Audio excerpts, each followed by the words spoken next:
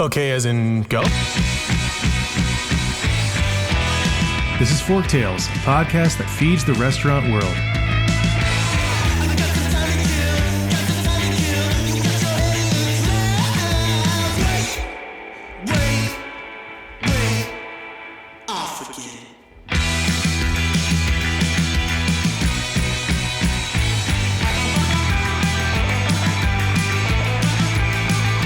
If you like what we're feeding you, please follow us on your podcast service of choice.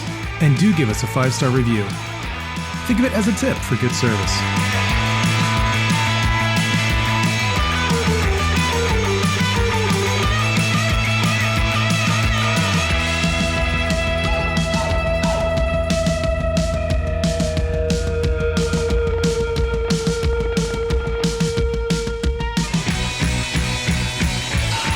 Everyone, today I'm joined by my friend David Jones. He's the president of a company called the Excellence Advisory, which we'll get into in a little bit. But before we do, David, why don't you say hello and give a little bit of backstory?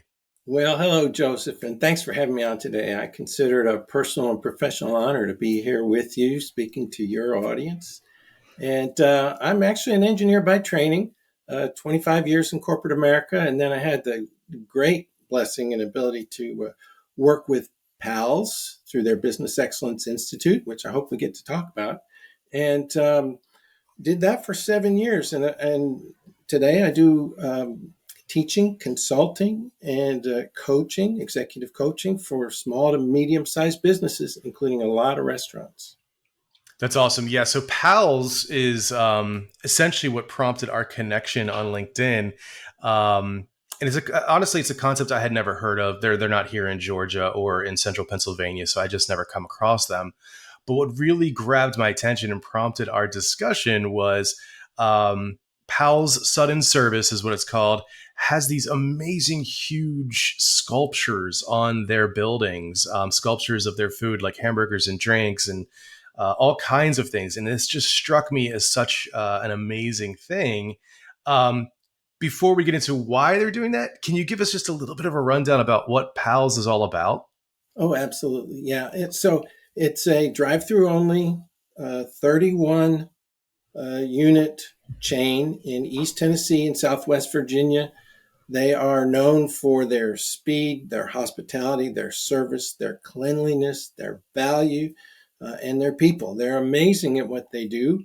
And if you were to gain access to their numbers, their data, which, obviously they're privately owned, so it's not public information, but they are off the charts in their performance. It's just amazing what these folks do. They've got a very, very loyal and strong following here in this area. And impressive in a lot of ways. Let's just leave it at that. Yeah. No, I love that. And so from an outsider perspective, 31 units is respectable. Obviously, it's a nice footprint for an SMB. But getting back to, I think, what draws people in, I mean, you can't miss these things. You can't miss these sculptures. So can you shed any light as to how those sculptures even came to be? Were they a relic of when PALS first started, or are they integrated into that's just what we are and how we do things? Yeah, it's a great story. I appreciate you asking that. So PAL opened his first PALS back in the 1950s. And after he opened his second one in Kingsport, Tennessee, he was at a trade show somewhere, and they had these they were called Muffler Man. It was a big fiberglass man holding a muffler.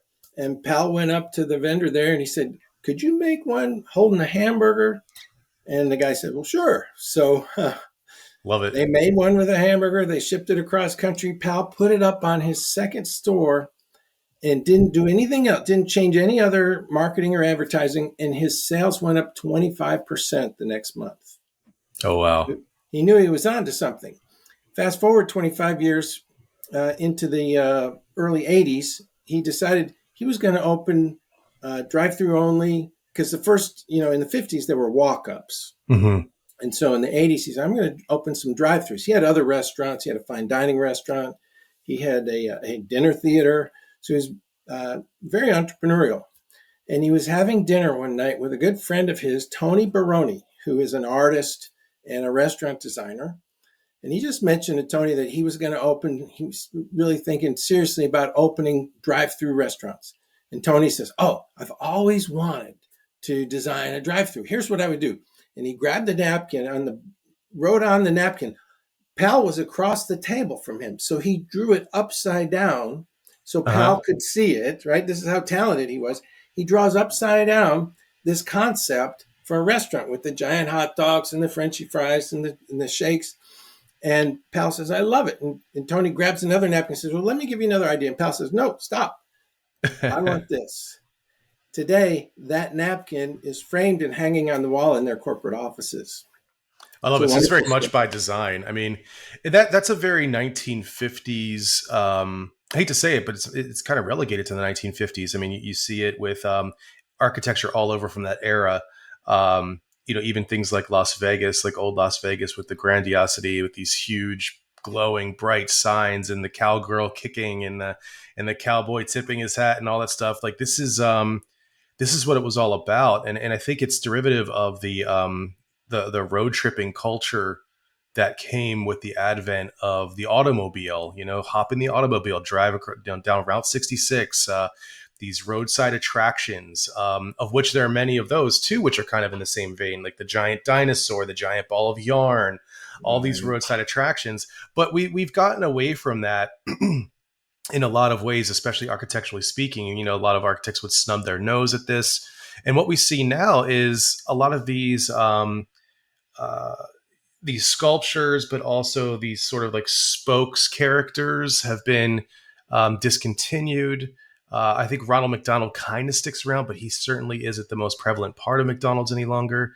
And then architecturally speaking, we're getting modern boxes that sort of just don't have much life to them. They may be aesthetically pleasing in some ways, but they certainly don't have what Pals has. Um, what are your thoughts on that trend? And do you think Pals continues to see success with embracing these roots? Yeah, it's interesting you bring that up. My wife and I were just talking about this the other day. If you look at the new designs, they're all basically the same. It's very similar. It's a muted brown with a muted red and a square, and I don't know.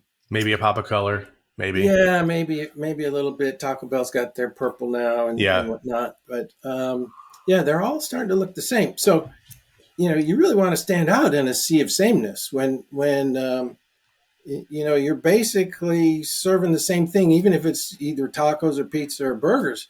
You're serving a need that the customer has to eat, and so why not stand out? Pals is very big on their brand, and you are a branding expert, so you understand this, that they want to do everything consistent with their brand. When you do something that's inconsistent with your brand, then you confuse the customer. And you know hmm what Donald Miller says: if you confuse, you lose. that's So right. they're always very consistent with their brand. They keep their menu simple and they deliver every single time. With all due respect to marketers, your best form of marketing is what? Word of mouth, That's right. right? Your Yep. customers become your marketing department when you do a good job. And that's what Pals does. In in essence, they spend roughly on a percentage of sales basis, roughly half of what their like competitors spend on advertising because hmm they have such good word of mouth. Yeah, and that comes from the, like, is the consistency, the quality of the food. But one of the things that they have in their advantage is what these sculptures deliver is awareness. You Yes, can't miss it.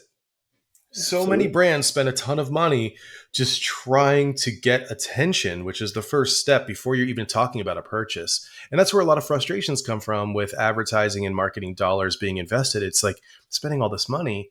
And our discussion usually is, yeah, we're just trying to get people to know who you are. Mm-hmm. And so that's why the needle doesn't look like it's moving, because people aren't ready to buy yet. They didn't know who you were. So it's not just about saying, hey, we're David Jones Burger Factory, we make burgers. It's hey, we're David Jones, like, you haven't heard of us, so we have to give them a reason to pay attention. We have to give them a reward for paying attention with good content or a good story, something that they want to share. And all of this is happening and there's no purchase yet. Right. Whereas this approach is like, I'm driving, I see these big sculptures, I know what the food is. Then it becomes a little bit more of, well, why should I try your food over my current favorite? Yeah. Which is essentially you're going to have to tell them they're wrong in some way, that their current favorite is not, in fact, the better choice. And that's very delicate. I think a lot of restaurateurs forget that. What happens with pals is, they have a strong local following. Obviously, they're local here. Yeah. And Um, longevity in the market. Yeah. Absolutely. So when someone new moves into the market, they inevitably see a pals and say, "What the heck is that?" And they ask somebody, right? They ask their neighbor or their coworker, say, "What's the deal with this?" And then the gushing comes out. It's like, "Oh, you gotta go to pal. You haven't tried Right. a pal. Oh, you need to go there." And then they try it, and we got another fan, and they keep coming back and keep coming back. The average pals customer visits 3 times a week. Oh, wow. The average McDonald's, Wendy's, Hardee's, their competitors, their global competitors, visits 3 times a month. So it's Yeah. 4x the repeat business. That's fantastic. Yeah. Um, So, kind of going into some of these strategies, I noticed on another podcast you had a profound statement, one that I agree with profusely. So, we won't get into any kind of juicy argument here over this, but I wanted to talk about it. And you said something along the lines of, in the wake of the pandemic, restaurant operators have a second chance to make a first impression on returning guests and staff. We all know the adage, you don't get a second chance to make a first impression, but Right. you definitely flip that on its head. I agree, but can you expand on what you're thinking and how can operators and brands make sure that second chance has a lasting impression in a good way, not in a bad way? Yeah. Really good question. And how often in life do we get a second chance at a first impression, right? So whenever you have an inflection point, and COVID certainly was an inflection point, things change. Things tend Yeah. to change one way or the other. And we've seen that with the labor market. We've seen that with all kinds of aspects of our lives. And what I've noticed is one, the brands and the organizations, the restaurants, businesses that were struggling before the pandemic are struggling after the pandemic. So what that tells us was it's not the pandemic that's causing their problems. It's something inside. It's the way they operate. And so if we have this chance at a new first impression as customers come back, and we're pretty much at this point almost beyond that point where everybody's kind of back out and about. Hmm. But if that customer is coming back, we have a chance to win them over totally, and leave all that past behind. And so hopefully the organizations that took stock during the pandemic and really decided, all right, we're going to hunker down, we're going to improve what we do. They're seeing the results now. They're seeing the Right. difference. Um, and a lot of it comes down to actually two brands. One is your marketing brand, the brand of your business, but the other is your employer brand. And Hmm. that often gets ignored by businesses. They don't think about their reputation as an employer. They're too busy doing stuff, right? They're Yeah. Trying to too get the busy. business, trying to get the money. Yep. Exactly. And so when somebody thinks, "Gee, do I want to work at that restaurant?" Because restaurant business, it gets in your blood. People just, they get in and they want to, certain people, they want to stay in it. They love it. Right. So the question then becomes, well, which restaurant? And if you have a good reputation, your employer brand, then you're going to be attracting people to you rather than having to go out and draw them in. So it becomes more of a selecting process than a hiring process where you get to choose. There was a great example recently. A Chick-fil-A in Southern Florida Hmm. advertised one job, one position, and they had over 400 applicants for that Wow. job. And what they did was they said, look, this is the schedule's flexible. You're going to work 3 12-hour shifts, and you can do the morning or the evening. But you're going to get your full work week in 3 days. They had 400 people line up to take a It's shot at amazing. getting that job. So when you have a good, strong employer brand, when you provide more than just pay and benefits, that's on the surface. That's sort of like table stakes. But if you have good working environment, flexibility is a key item these days. A lot of people want to work from home. Of course, you can't do that in restaurant business so much, but that's the flexibility aspect. Great coworkers, advancement opportunities, personal development and growth. All of that plays into your employer brand. And so if you have a strong brand, you will attract people to you. And that's what we continue to see post pandemic now. Yeah, and I think we see a lot of, you kind of mentioned it, a lot of brands making the same mistakes all over again. They just reset right back to where they were without learning any lessons. And it's not that the pandemic itself was a teacher of lessons, but what our reaction to the pandemic as a globe provided a situation to be a teacher, in that you kind of got to shut down. I mean, even though you still provided food, all the dining rooms were closed and all that stuff. And it could have been a really good opportunity to take honest stock of what just simply isn't and wasn't working anyway. And there's no better way to test that stuff, especially with like the product mix, for instance, than online ordering and delivery. If people aren't buying it, it's because they don't want it.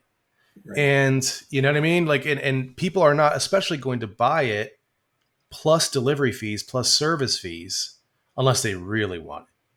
And yet we still have brands out there that went right back to their old menus, with all the items on it, because God forbid you remove something.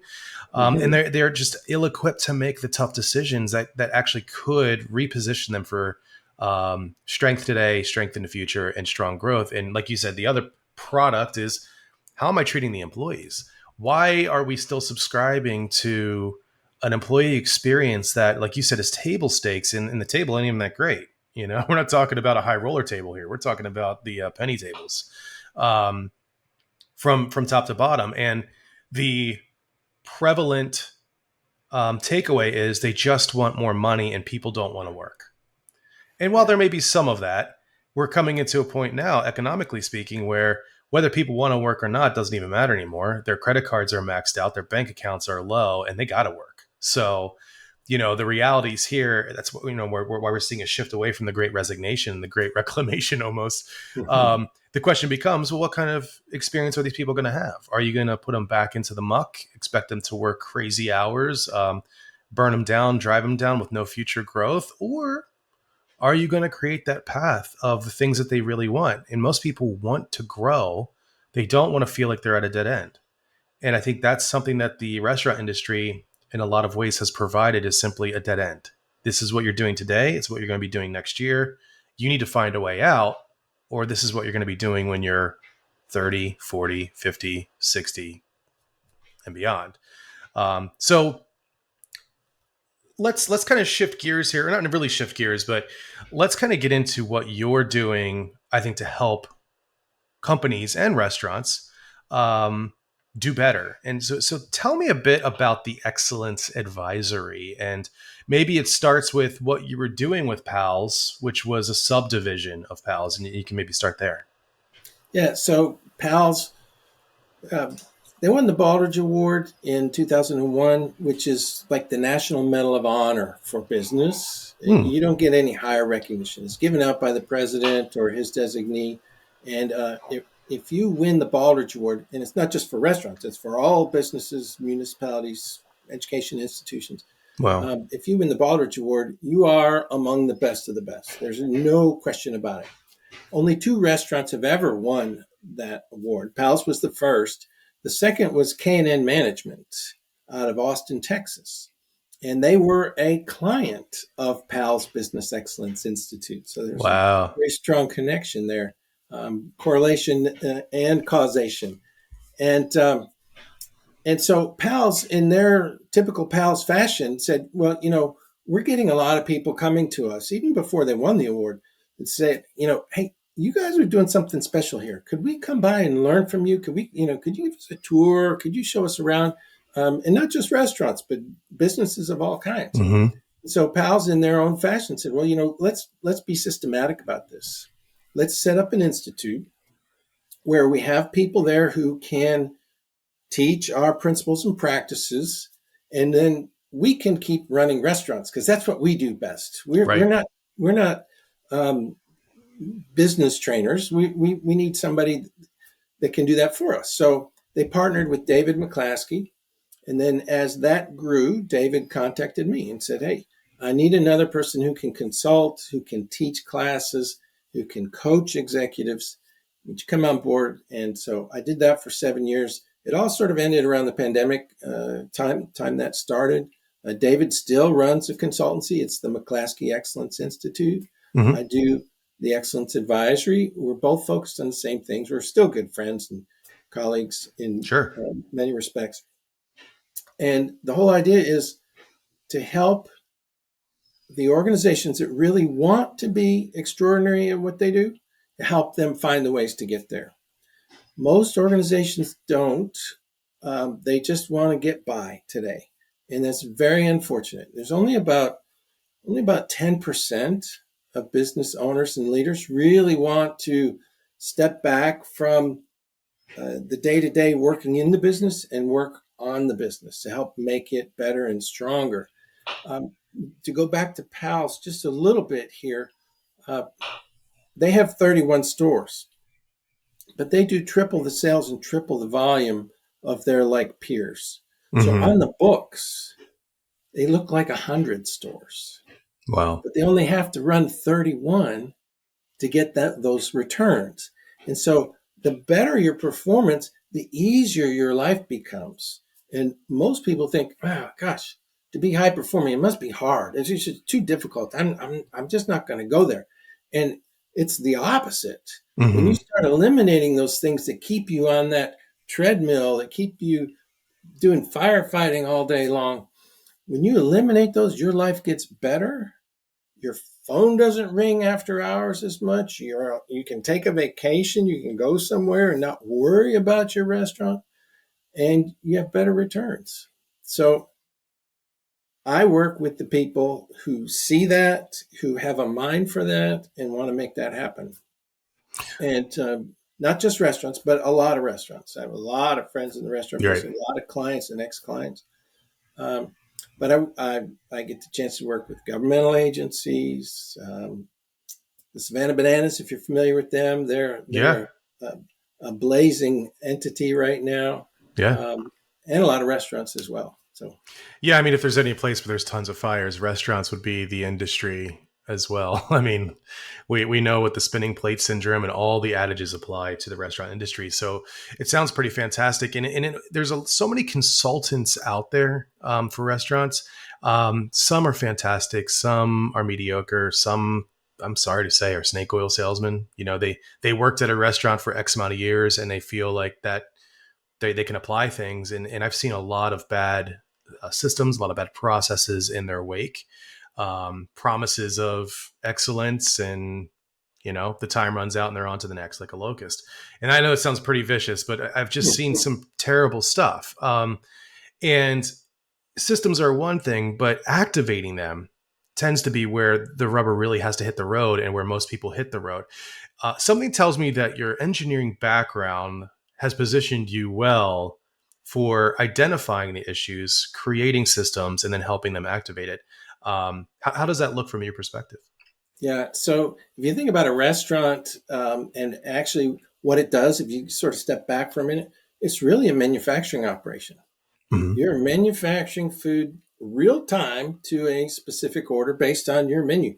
And if you look at the front of the house, back of the house, they're really all based on systems and processes. And the more you have those dialed in, the smoother things go. Everybody's, knowing what they're supposed to be doing. And it I tell you, if you look in the kitchen of a very high performing organization, it will look like ballet. They're Mm-hmm. just moving, but it wasn't scripted. because you don't know what that next order is going to be, but there's a fluidity to it, and there's a camaraderie and a harmony and synergy going on that's just really, from a nerdy perspective, it's a thing of beauty to watch. It's amazing. You can feel it. And so that doesn't happen by accident. The natural order of the universe is to tend toward chaos. And so you have to put those systems in place. And like you said, putting them in place is one thing, but sustaining them is another. And Right. it's like 20% of the effort is in putting it in place, 80% is sustaining it. So you have to make it a habit. You have to change in a way that it's harder to go back than it is to go forward. Because if it's easier to go back, well, human nature is we're going to tend toward the easier. So you make the new ways easier, and you eliminate the possibility, wherever you can, of it actually going back by the way you make the change. Right. So we can only do it the new way. That becomes our best known way. And it's not a best practice, because best practice sort of implies you can't get any better. But if you call it your best known way, then that leaves room for improvement. And Mm. all of these organizations, the PALs, the Chick-fil-A's, the In-N-Outs, they didn't start at the top of their game.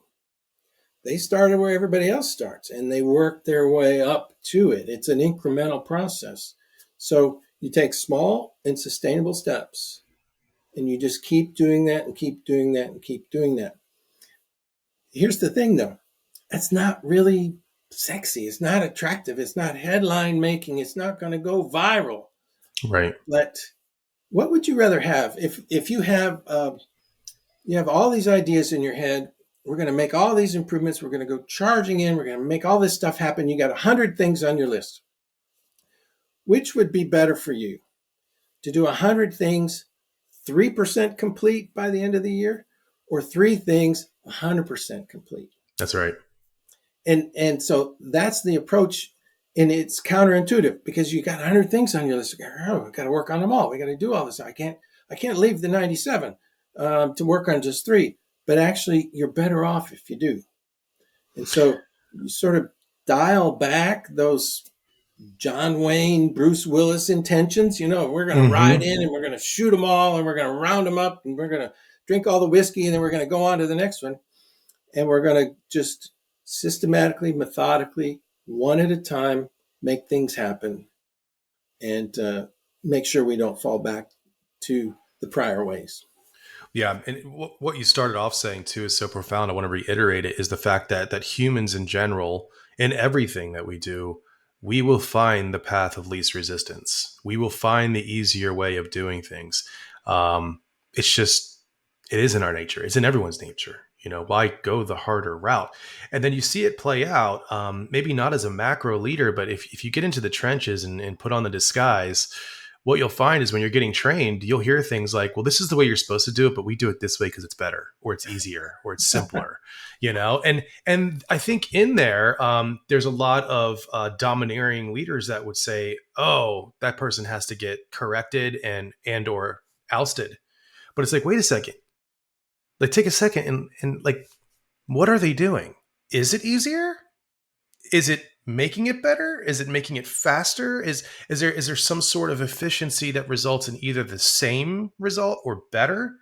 Maybe it's time to iterate. And I think I love that you have an uncemented word that's still really strong, which is, this is our best known way of doing it, but that leaves the door open for iteration, which is innovation. So when leaders say they're innovative, I'm like, okay, when's the last time you changed your process?